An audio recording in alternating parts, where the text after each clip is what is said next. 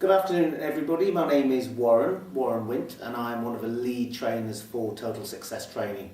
We, as a consultancy, we run time management courses, communication skills courses and assertiveness courses throughout the UK. I myself have written a book on time management, Successful Time Management, published in 2008. In fact, actually the title itself, time management, is what we call a misnomer. It doesn't really mean anything. You can't manage time. We all have the same amount of hours in a day. In fact, it was interesting, an online survey was done a few years ago, and people were asked if they were able to, if they were able to have an extra hour a day, what would they do with the time?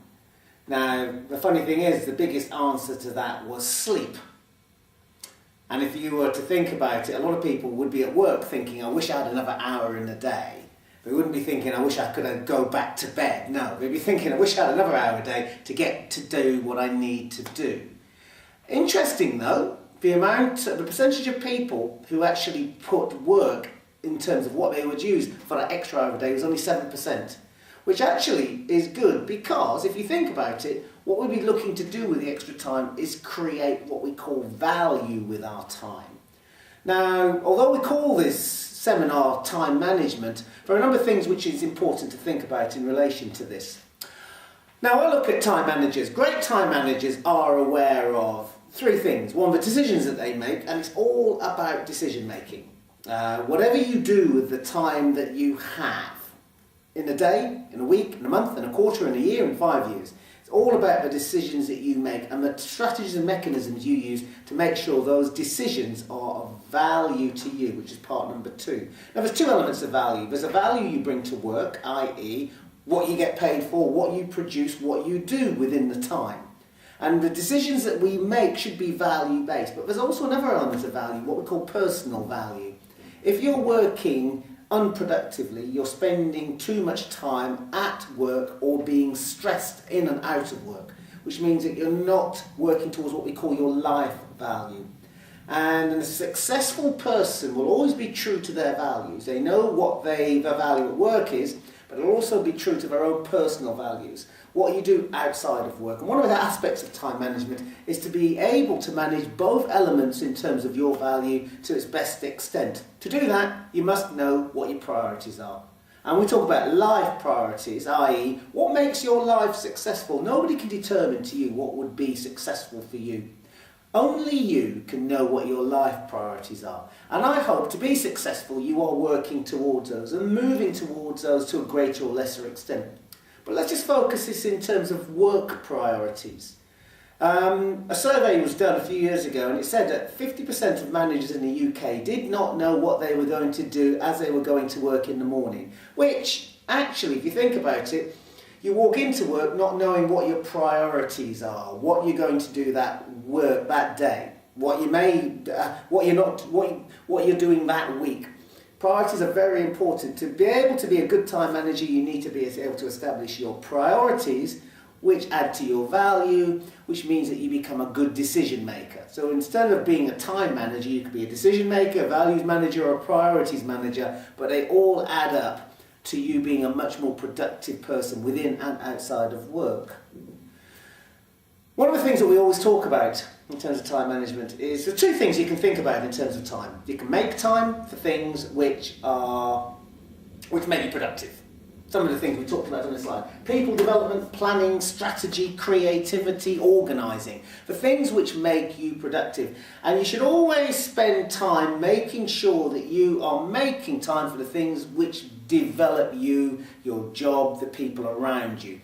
We say 10 minutes a day. That came from a calculation. If you take 10 minutes a day, 5 days a week, over a year, that will equal 1 working week. And that actually brings us into the second part of this, which is saving time. Correcting mistakes, chasing people, time wasted by others, people who waste your time, or doing boring, tedious tasks. Now, if you can save yourself 10 minutes a day on chasing mistakes, chasing people, unproductive activities, again, that equates to 1 working week. And a good time manager doesn't have to make significant changes to their behaviour to be a better manager of time.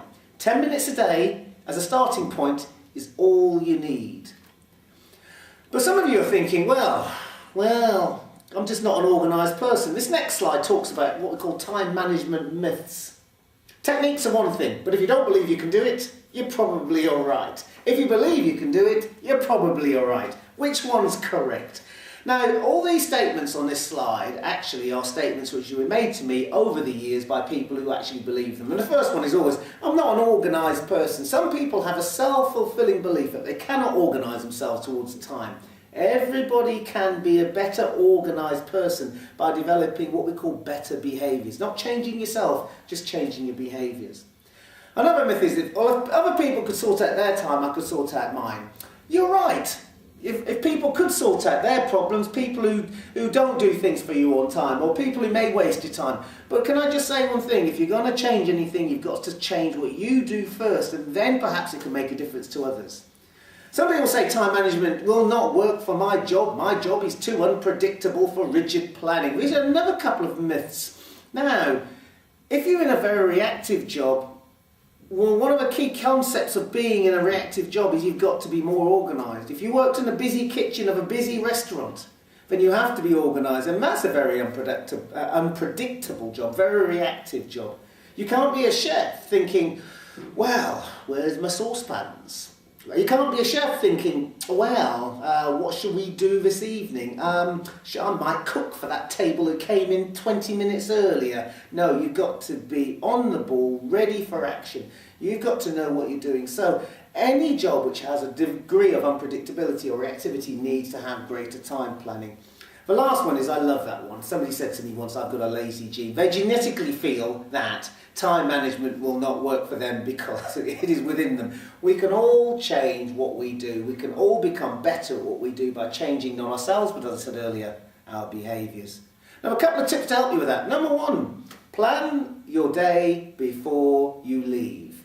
That means that those of you who take stress home with you means that when you leave the office of an evening, you can leave part of the stress and worry of the office back in the office and not take it home with you. So you're not spending all the time worrying on the way home, being stressed when you get home, losing sleep worrying about it. Plan your day before you leave.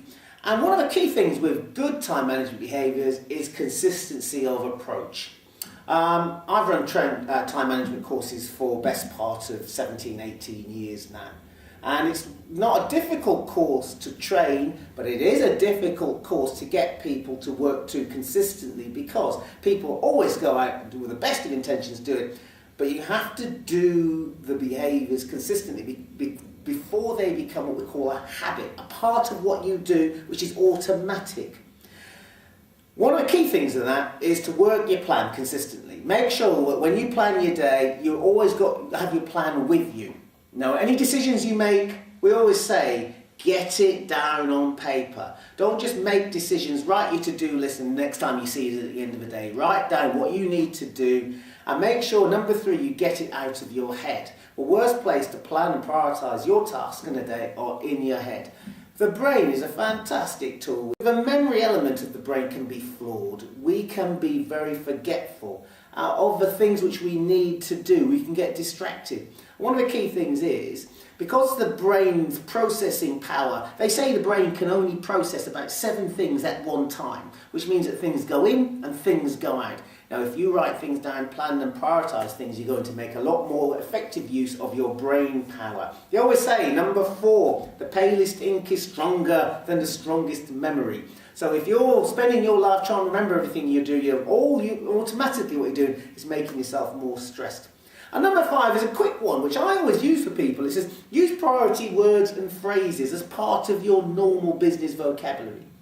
Now, priority words and phrases, the word priority in a phrase gives it an extra meaning. What priority is this when you're talking to somebody about a task or an assignment or an objective?